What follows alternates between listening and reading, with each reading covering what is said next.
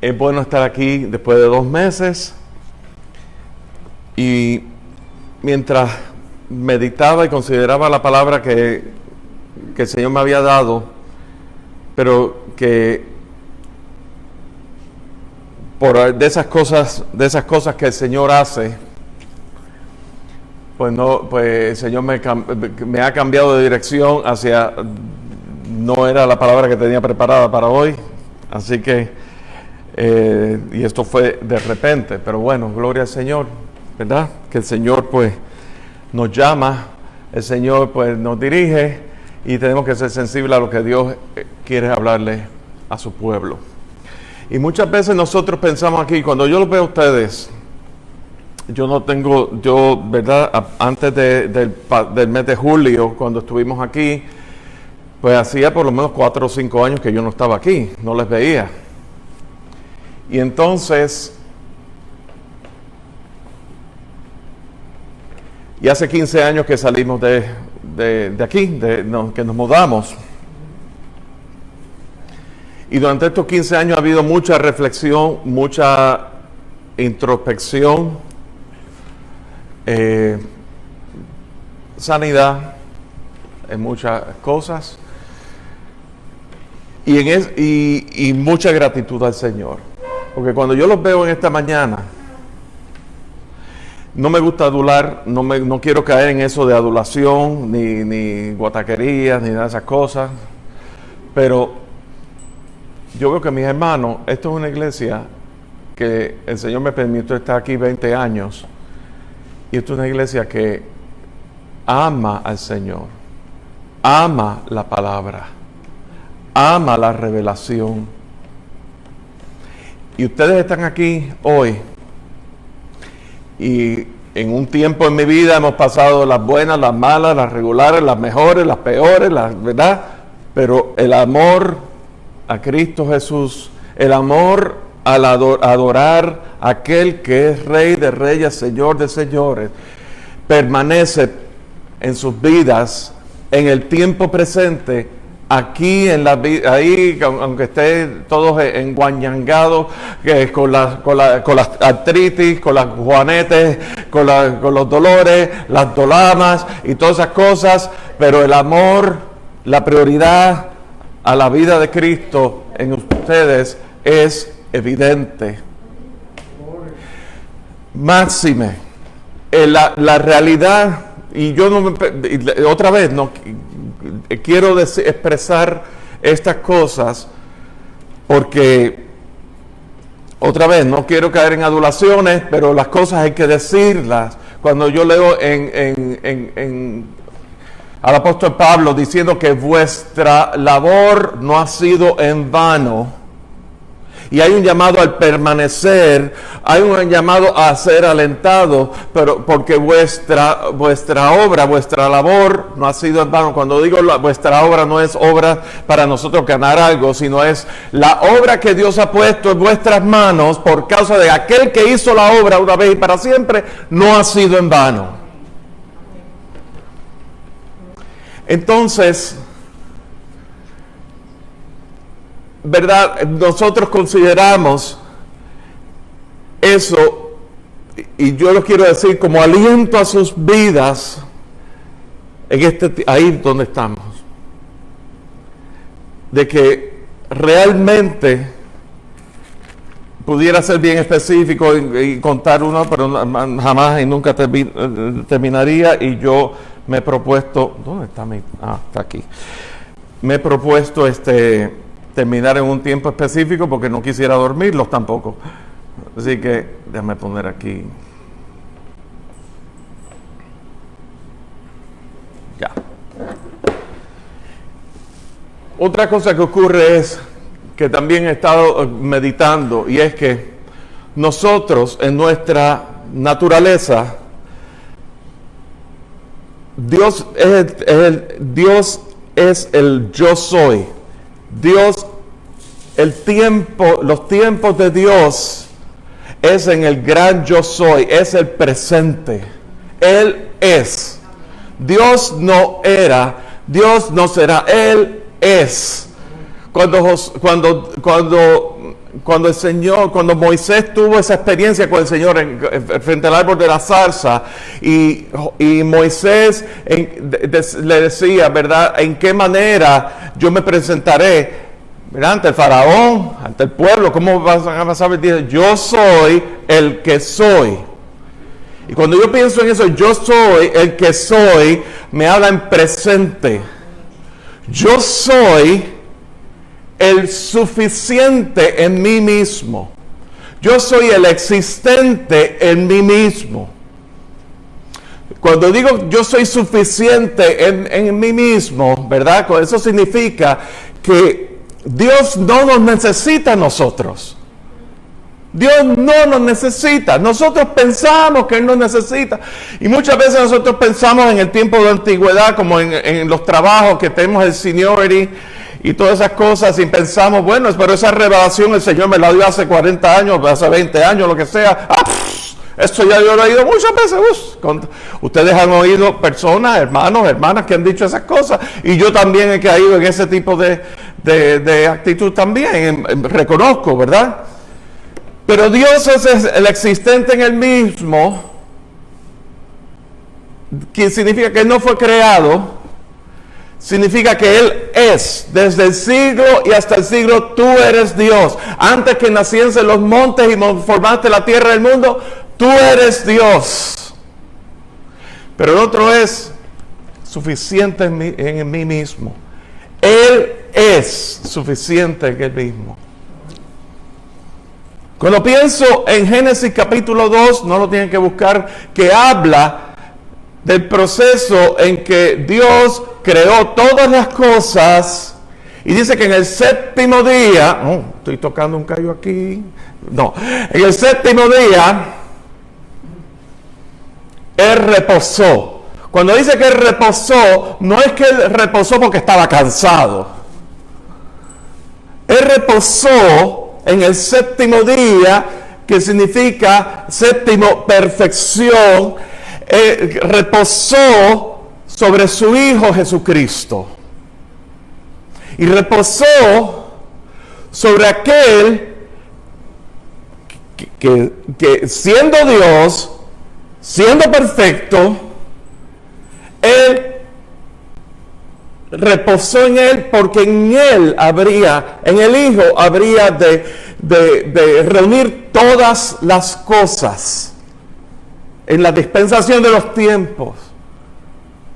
En el Hijo, Colosenses, en la imagen del Dios invisible, el primogénito de entre todos los muertos, porque en Él fueron creadas todas las cosas. En el Hijo fueron creadas todas las cosas. Y sobre el Hijo recayó también toda la justicia de Dios para nuestra redención y nuestra salvación. Porque Él, siendo perfecto, siendo Dios, Él tomó forma humana. Y el cordero perfecto, sin mancha, inmolado, destinado desde antes de la fundación del mundo, inmolado desde el principio de la creación, fue destinado por el Padre para nuestra redención, para nuestra salvación. Y entonces, dicho esto es una palabra que nosotros, aún en nuestras vidas, ahí donde estamos, o personalmente donde yo me encuentro, ¿verdad? Y donde todos nos encontramos, todos tenemos distintas asuntos y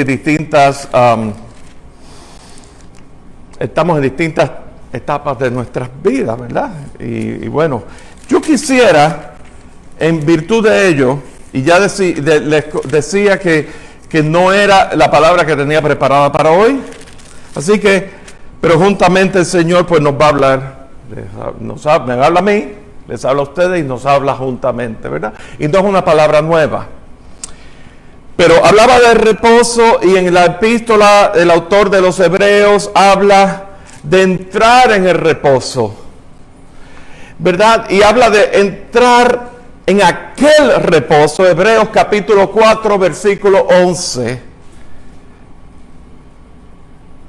para que ninguno caiga en semejante ejemplo de desobediencia. Y aquí estaba hablando anteriormente, el autor de Hebreos estaba hablando distintos ejemplos de personas, de hombres de fe, en los cuales hacían llamado a entrar en el reposo, y dice que aunque en ese reposo parezca no haberlo alcanzado. Lo dice en el primer versículo del capítulo 4. Temamos pues que no sea que permaneciendo aún la promesa de entrar en su reposo, alguno de vosotros parezca no haberlo alcanzado, porque también a nosotros se nos ha anunciado la buena nueva como a ellos, porque no les aprovechó el oír la palabra, por no ir acompañada de fe en los que la oyeron. Yo quisiera considerar que cuando leemos, por ejemplo, le damos más adelante en el capítulo 11 de Hebreos, no tiene que buscarlo, donde habla de los hombres y mujeres que dieron testimonio por medio de la fe. Habla de Moisés que mantenía sus ojos puestos como en el invisible y por la fe, y habla también de mujeres también por la fe Rahab, ¿verdad? Por la fe, la mujer prostituta que le abrió, le protegió a aquellos hombres que estaban con Josué y Caleb, que iban a reconocer la tierra prometida y demás, ¿verdad? Y que más adelante, por causa de que ella les protegió, pues cuando entraron a Jericó, ella fue protegida también. Pero eso fue un ejercicio en fe. Ella está en la lista de los hombres y mujeres. Pero ¿cómo es posible que una prostituta sea parte de los héroes de la fe? Pero fíjense una cosa, lo que más me llama la atención es el último versículo del capítulo 11 que dice: y todos estos, aunque habiendo alcanzado buen testimonio por medio de la fe, no recibieron lo prometido. No recibieron lo prometido. Proveyendo Dios alguna cosa mejor para nosotros, para que no fuesen ellos perfeccionados aparte de nosotros. A Abraham se le había dicho que de tu descendencia haré una gran nación como las estrellas del cielo, así será tu descendencia. Abraham no llegó a ver su descendencia. Sara dio luz a los 90. Ellos no recibieron lo prometido, no lo vieron.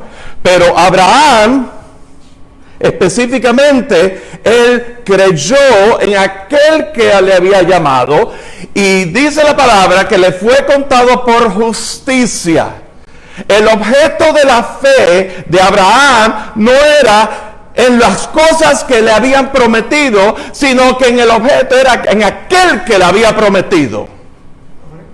Y Abraham puso su fe, le creyó a Dios y puso su fe en las palabras que Dios le había dicho, lo viera o no lo viera con sus ojos en lo natural. Y eso le fue traído por justicia. En otras palabras, cuando nosotros oímos decir que si, ¿cómo es posible que en el Antiguo Testamento ellos sean salvos? Sí, ellos son nuestros hermanos, porque el objeto de la fe, de la promesa, fue la promesa que todavía no se había llevado a cabo, pero fue hecha. Y el objeto de la fe nuestra en Cristo Jesús es en esa misma promesa cumplida ya en Cristo Jesús. Y la diferencia entre ellos y nosotros es que ellos no la habían visto, y nosotros conocemos el final de la historia. El Espíritu Santo ha venido a morar en nuestros corazones, en nuestras vidas. El Espíritu Santo nos ha sellado por propiedad de Dios. El Espíritu Santo nos empodera y reparte dones y ministerios de los cuales son evidentes en sus vidas. Y aquí estoy hablándole a ustedes específicamente. En este tiempo en sus vidas, el mismo Espíritu Santo. Entonces, el objeto de la fe es en el Cristo profetizado en el tiempo de Abraham, en el Cristo que tomó forma humana, murió en la cruz, resucitó, ascendió, nos dejó un consolador y vive y mora en la vida del creyente. Y eso tiene que animarnos a nosotros. Y eso todos lo sabemos. Esto no es una palabra. Aunque lo sabemos, lo conocemos, lo hemos vivido, lo hemos experimentado en los años de antigüedad, en los años que llevamos en nuestra jornada en el Señor, les quiero decir que como Él es el existente en Él mismo, Él es el suficiente en Él mismo, nosotros no podemos, bajo ningún concepto, decir, ese Señor me lo mostró hace 50 años atrás. Ups, vamos a lo nuevo. Porque ¿saben lo que ocurre? Que perdemos noción y perdemos perspectiva de la grandeza de nuestro Dios. Y entonces, ¿verdad? Así como el apóstol Pablo habla de que algunos teniendo comezón de oír y demás, pues tenemos necesidad de estar buscando lo nuevo. Lo nuevo sea lo nuevo. Lo nuevo sea lo nuevo en modas de la iglesia o en modas de movimiento dentro de lo que es el cristianismo, o lo nuevo es la manera en que fulanito, sutanito comunicó una verdad bíblica y lo publicó en un libro. Entonces el libro viene a tomar el mismo nivel de importancia que las escrituras. Pero la realidad es esta, que la fe en nuestras vidas vino por el oír y el oír por la palabra de Dios. Y es, regresando a Hebreos capítulo 4, nos habla en el versículo 11 que procuremos entrar en aquel reposo. ¿Saben una cosa? Una de las cosas que me pasa a mí, una de las razones, una de tantas razones por las cuales en mi vida, pues yo me he encontrado enredado con errores, o más bien horrores, o más bien cosas que en cierto momento dado en mi vida, pues me llevó a sucumbir a lo más bajo. Es porque en mi vida personal y en nuestras vidas personales pensamos que nosotros somos suficientes por nosotros mismos. Y entonces somos tipo A en alguna manera u otra, o algunos más que otros. Somos un tipo A que queremos la perfección, somos perfeccionistas. Y una cosa es una cosa es buscar la excelencia en el nivel, en la capacidad, en la facultad que Dios te ha dado, y de ahí tú vas a buscar excelencia, ¿verdad? Y otra cosa es tú buscar el perfeccionismo, porque el perfeccionismo te quita de reposo. El perfeccionismo quita a Dios del centro y te pone a ti, porque yo lo voy a hacer. Dios, tú no puedes, yo lo hago mejor yo. Eso es lo que hace el perfeccionismo. Cuando yo oí el hermano que hablaba, y obviamente sus palabras calaron a mi corazón, porque o a mi oído, hablando de los acordes de la guitarra incorrecto, ¿verdad? En un tiempo en mi vida esas cosas me estrellaban el oído. Y llega un momento en que cuando uno puede entender, no, eso es la verdad, es una confesión. En un momento, escuchar una voz desafinada, o escuchar cosas, porque estaba yo puesto en el trono del perfeccionismo. Y ¿saben una cosa? Hace 8 años, una de las cosas que comenzamos una obra, ya como ustedes saben, una congregación hispana, ya donde estamos. Yo les puedo decir que los primeros 4 años, yo no dormía. Yo padecía de insomnia. Todo aquello que yo pensaba que estaba bajo mi control, cuando empezó a desboronarse, y todo eso empezó en el momento en que mi hijo mayor se fue a la universidad. Y cuando yo lo dejé en la universidad, estábamos manejando de la ciudad de Pittsburgh hasta Charlotte, una jornada de 7 u 8 horas, Estábamos en las montañas de West Virginia, de camino para acá, y me entró un ataque de ansiedad horrible que tuve que salir, irme a una área de descanso y cambiarme de ropa porque no podía. Todo me molestaba y no podía. Y yo no dormía. Hubo un tiempo que yo pasé 2 semanas completas sin dormir absolutamente nada. Y gracias a Dios que Iva y yo trabajamos en el mismo lugar, y que Iva era la que me manejaba. Bueno, ella siempre me ha manejado. Pero bueno, ella era la que me manejaba el carro. Eso es broma. Y esa es la realidad. Y tenía un hermano recién llegado de Cuba, que llegó a ser, verdad que con él y yo estábamos en el ministerio activamente, el hermano Rafael, y él me decía, mi hermano, reposa en el Señor. Sus palabras eran, reposa en el Señor, descansa en el Señor, descansa en el Señor, descansa en el Señor. No, ¿verdad? La impuntualidad era algo que siempre a mí me sacaba de quicio, y ver que nosotros estábamos 1 hora antes preparando y todas estas cosas, y ya yo estaba, para empezar el servicio, yo estaba ya sudado, cansado, ya yo estaba listo para tomar una siesta, y de repente él llegaba, y yo, descansa en el Señor. Descansa en el Señor. La impuntualidad, obviamente, pues, no es aceptable, ¿verdad?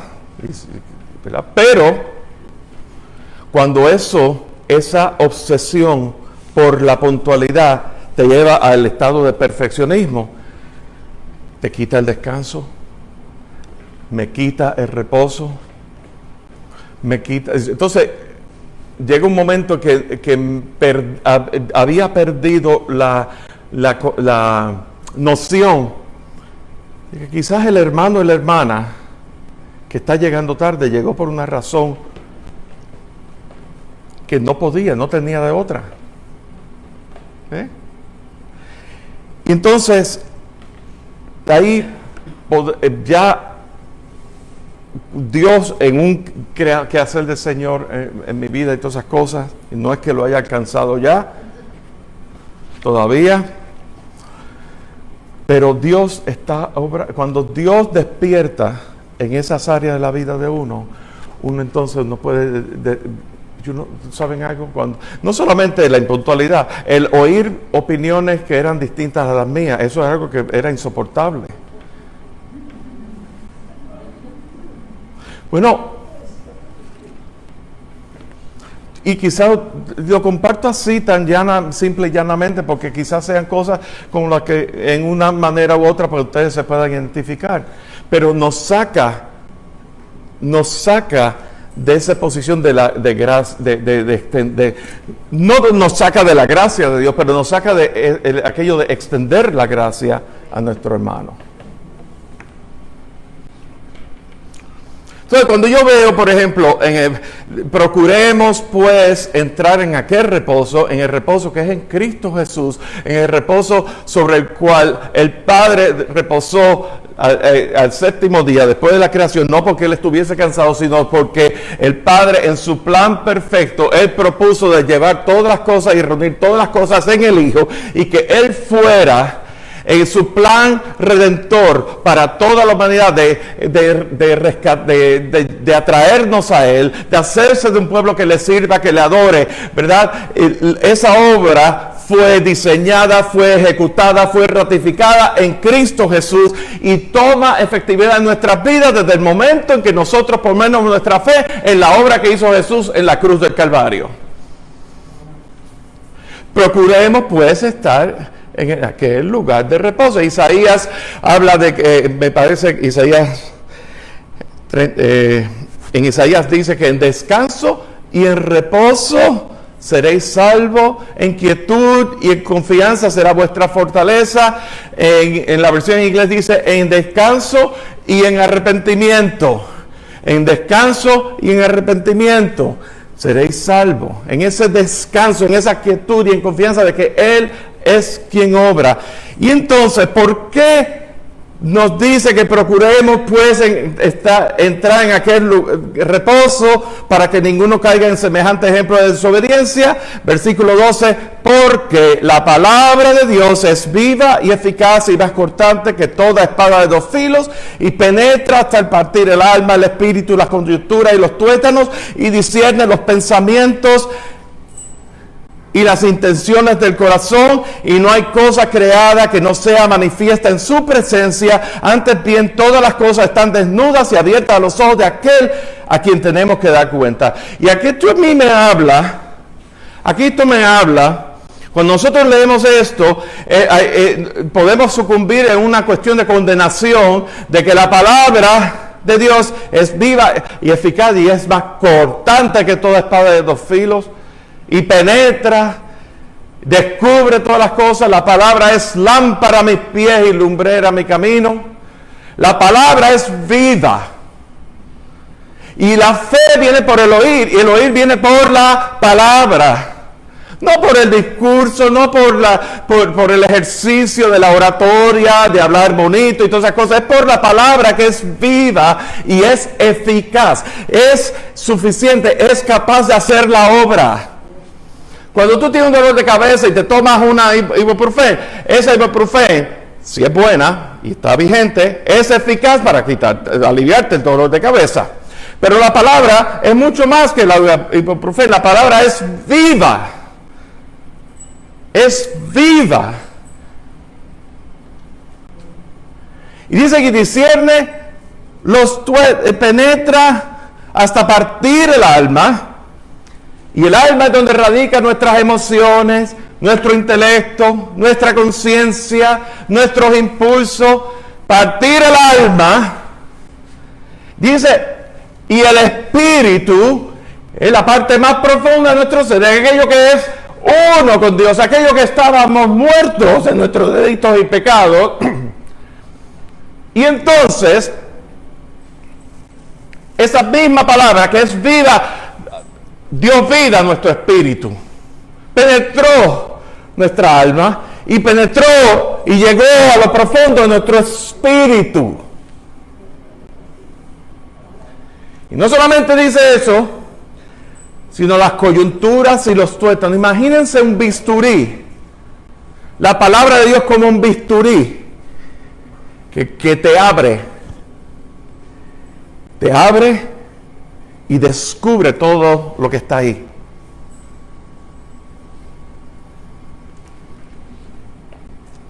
Y discierne las intenciones, los pensamientos y las intenciones del corazón. Y esto no lo podemos leer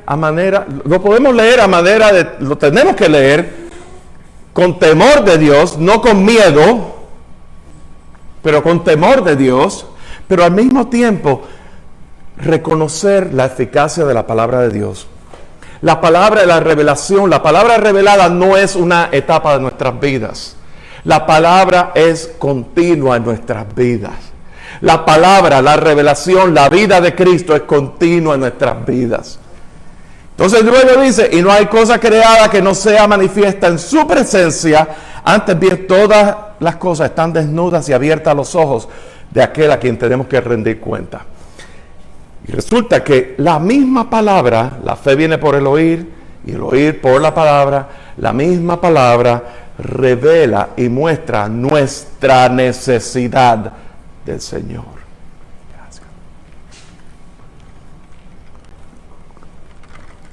La misma palabra revela y muestra nuestra necesidad y nuestra insuficiencia por nosotros mismos delante de aquel que es suficiente en él mismo.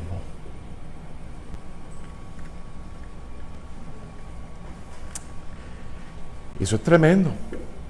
Pero también esa misma, y esto es una de las cosas que ocurre con las Biblias y los subtítulos, porque a veces yo quisiera que los subtítulos no estuvieran, porque ese subtítulo en sus Biblias, en las mías dice Jesús es su gran sumo sacerdote, y amén, gloria al Señor por eso. Pero ese subtítulo lo que ha hecho es dividir la línea de pensamiento. Porque dice que las cosas, dice antes bien, todas las cosas están desnudas y abiertas a los ojos de aquel a quien tenemos que dar cuenta. Eso ocurre por medio de la palabra. La palabra desafía, la palabra expone todas nuestras cosas. El Espíritu en la palabra crea, ¿verdad? Crea en nosotros la necesidad de o ha creado en nosotros la necesidad de una rendición total delante del Señor, delante de la omnisciencia de Dios, delante del todo conocimiento de Dios, delante del todo de la omnipresencia, de que Él está en todo lugar y Él es capaz de estar en todo lugar al mismo tiempo, la iglesia, Dios está aquí presente, pero Dios está en Carolina del Norte, donde están los hermanos allá reunidos, y Dios está en la iglesia, en el clandestinaje allá en la China y en cualquier país, y Él está al mismo tiempo, porque donde hay dos o más reunidos en su nombre, Él está presente. Y eso es un atributo exclusivo de Dios. Y digo esto porque cuando pensamos, por ejemplo, en el enemigo, en Satanás no tiene ese tipo de atributo. Por eso, pero Satanás tiene legiones de demonios y todas esas cosas a nombre de Satanás. Pero Satanás no tiene ese tipo de atributo. Pero el atributo de la omnipresencia de Dios es exclusivo de Dios. Y a Él es que hemos puesto nuestra confianza. Entonces, tenemos que, todas las cosas están desnudas delante de aquel que tenemos que rendir cuenta. Y en el versículo 14, el subtítulo corta la línea de pensamiento, pero vemos la frase, las primeras dos palabras del versículo 14 dice por tanto, o sea, como resultado, consecuentemente. Algo pasó antes para que ahora el pensamiento de ahora viene. ¿Qué fue lo que pasó antes? Bueno, que la palabra es viva, es eficaz, todas las cosas están desnudas delante de aquel en quien tenemos que rendir cuentas.